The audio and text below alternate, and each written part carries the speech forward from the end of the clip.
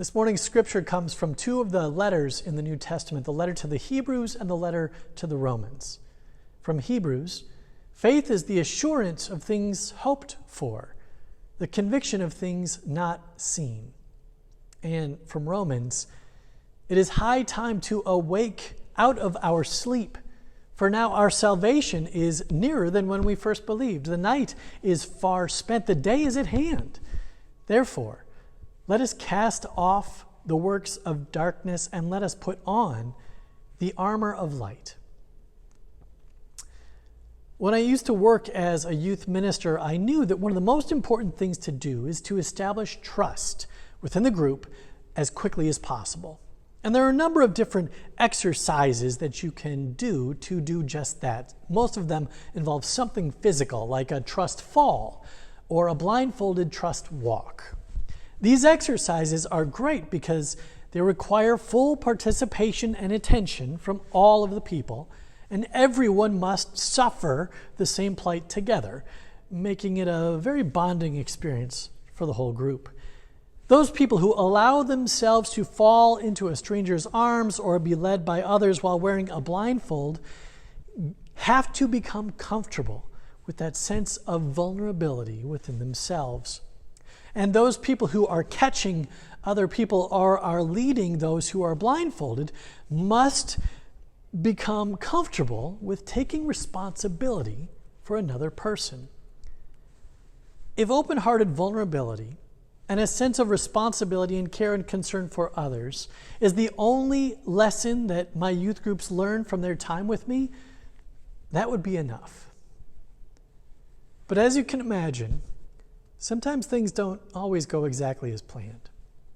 Like one year, on Mystery Trip, I had just convinced a young woman named Rachel to join us as our hip, young adult leader. And I gotta say, it's always worthwhile to have a hip, young adult leader in your youth group. That's a little pro tip for you. But Rachel didn't know any of us. She barely knew me, and she definitely didn't know the group, but she willingly came along, and it was great. Well, our first night, we were staying at this humongous church in Orlando. And I thought, you know what? I'm going to establish trust within the group. So I set up this elaborate obstacle course that they were going to do in partners, blindfolded. You can probably see where this is going, can't you? Well, I preached to the group about the importance of trust and being vulnerable and making sure that we're taking care of each other. And so far, everything went really well. They paired up and they set out on the obstacle course. They navigated their way carefully around the chairs, and they went around the taped fence that I had created, and almost everyone did a really good job in crawling through the long line of tables that I had set up. Well, most of the youth group completed the task very successfully, and the last people to go through were Rachel and her young high school fellow who shall remain nameless. So we're all standing back watching. And she does a good job navigating over the chairs in her blindfold, and he's doing a great job making sure that she's feeling comfortable. And finally they get to that long line of tables that she is supposed to crawl under. Well, he says to her, "Okay, Rachel, time to get down on your knees." And as she starts to get down, wouldn't you know it, wham! She smacks her head on the edge of the table. And it didn't help that she was the last one to go, because the titter of laughter that went through all the youth group at that point kind of brought this whole exercise to a terrible conclusion. Rachel was fine. She was only a little bit bruised on her forehead and mostly her ego. But the exercise that I was hoping to establish trust didn't go quite as well as I had planned. Sorry, Rachel. This year kind of feels like I am stumbling through a blindfolded trust walk with a very mediocre, even shoddy high school guide. How about you? It kind of feels like as soon as I'm about to understand the world, or I'm about to make sense of what's going on, every time I feel like I might have something kind of figured out, I all of a sudden, wham, smack my head on the edge of the table of reality, and it all comes crashing down. So it might feel a little bit odd for me to be preaching to you today about the importance of delight, but I am. But I'm fully aware of what's going on. I know that there is still a pandemic ravaging our country and our world. I know that our world is quite literally on fire in California. I'm aware that there are hurricane winds that just swept up the coast of Texas. I know that there is a racial reckoning taking place, and I know that we are in a battle for the soul of our country. I know because my heart is swirling. My heart is aching. The emotions that I have to wrestle with are unlike any that I've ever felt before. And I know that you feel the same way. We have to make sense of the fear, of the shame, of the sadness and the sorrow and the struggle. And it feels like we don't really know where to turn. And we have to figure this out. So why not turn to a place of delight? A few years ago, a friend of mine has an annual ritual. She draws a word of the year for anyone that wants one, and this word becomes our sacred intention. Now, I know that we do the same exercise here in the foyer on New Year's Day, but I have to be honest, this exercise doesn't always do it for me. In fact, I've been known to go back to the bowl of words on more than one occasion looking for one that felt a little bit better. And I know that I am not the only one. But to have my friend draw a word for me feels a little more sacred. It feels more like an anointing, even, a blessing. I'm a little bit superstitious in that way, and I think it's probably good as a minister to be a little bit superstitious. Well, a few years ago, the word that she drew for me was the word delight. And I was so excited. Ooh, I thought, this is going to be an amazing year, a year filled with delight. It wasn't. I'll get to that in just a minute. But in preparation for my year of delight, I went out and I bought this book. Quite literally, The Book of Delights by Ross Gay. Now, I don't know if you are familiar with Ross Gay, but you probably should be. Ross Gay is an African-American professor at Indiana University. He's won awards and accolades for his poetry and for his essays. He brings a soft edge to some of the challenging pieces and things that we must wrestle through. And his lens as an African-American wrestling through these challenges, especially when living in Bloomington, Indiana, a place not exactly known for its racial diversity, are really quite eye-opening. When I bought the book, I assumed that it was going to be a lighthearted jaunt through some of the delightful pieces and portions and parts of life. But it proved to be a lot more nuanced than that, as I should have expected. In the Book of Delights, Ross Gay set out to create and write a little essay every day for a year. And he calls these little essays essayettes. And he feels like these are a good way for him to wrestle with some of the sorrow or the sadness or the confusion or, yes, the joy and the bliss and the blessing that this life has to offer. And I found this to be actually quite comforting in my year of delight. You see, in that year, not long after I drew that word, I learned that our senior minister at the time, Shelley Wilson, felt that it was time for her to end her tenure with us. And that was really tough. Talia and I and everyone else in the office, we knew that our workload was going to increase, which it did. We knew that we would miss our beloved colleague, which we have, but we also knew that we would pull together and we would be fine. And we were. But it was tough.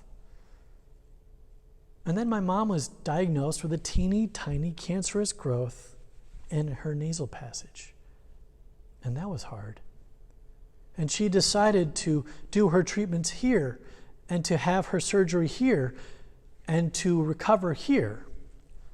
And it turns out that she would also end up dying here. And that was really hard. So in this year that was supposed to be filled with delight, I ended up understanding delight in a very different way. There is something that happens to the soul in times of sorrow or of shame or of fear or of resilience. It's almost as if we wake up to a layer of life that we never knew existed before. And in those moments of revelation, it's like we have a choice. We can choose to freeze up or freak out and try to put our blindfolds back on and try to stumble through life. Or we might lash out or bash our heads against a table or open fire on the world around us. Or we might try to run from our reality, forfeit all of our faith and our trust in the outside world, and mindlessly just try to stumble on and act as if nothing has happened in our lives that has completely changed our course. And I tried to do all of those things. But someday, one day, if we're lucky, we might wake up and realize that our salvation is actually just a little bit closer than it was before. We might realize that once we were blind, but now we see. Now we might know that when the blindfold comes off and the challenges are presented to us, we can overcome them. We can look back at the obstacle course that we just completed, perhaps unscathed, perhaps not, but we know that we can move forward. We know that we can stumble on. And we know this because we have. We have survived. And there's something delightful in that.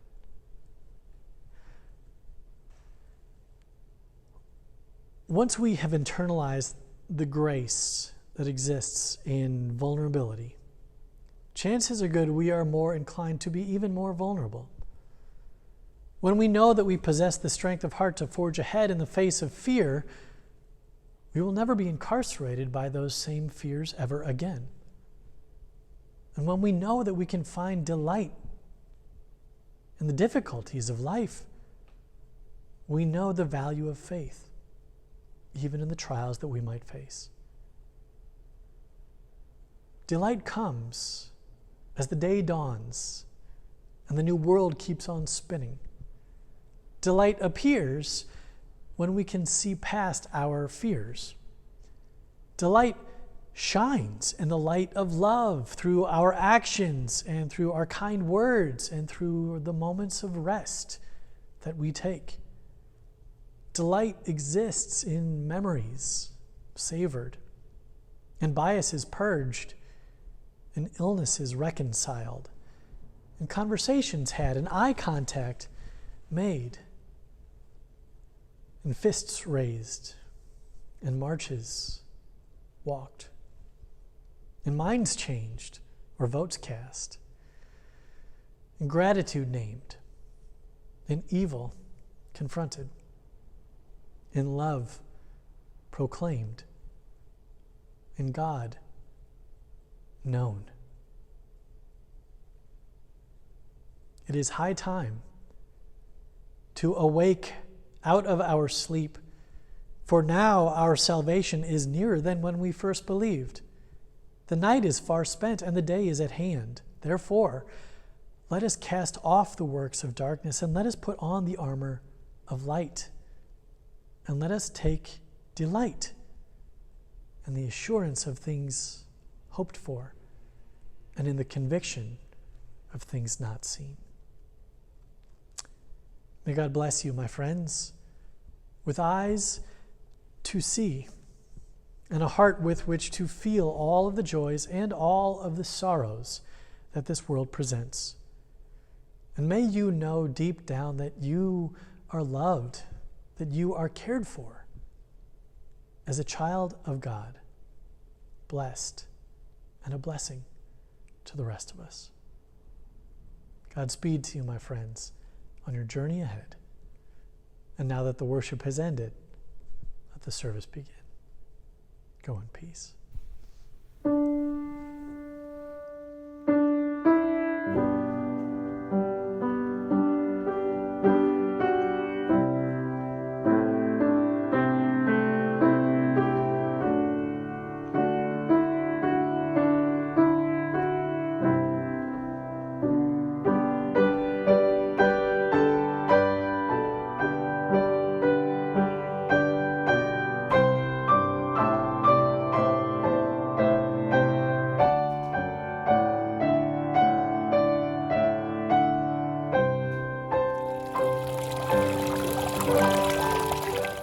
Thank you for joining us this morning at the United Church of Gainesville. To support our ministries or to learn more about who we are, please visit ucgainesville.org.